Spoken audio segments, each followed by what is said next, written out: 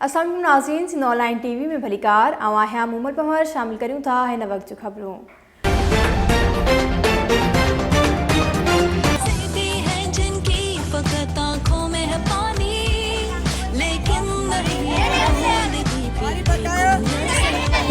नाज़रीन, सेफ को human appeal UNICEF की तरफ का खैरपुर तालका नारा चूनको के यूसी 22 अरादीन के स्कूल मल्हार फ़कीर पीर अब्दुल कादिर शाह के स्कूल गुलाम खान सूमरो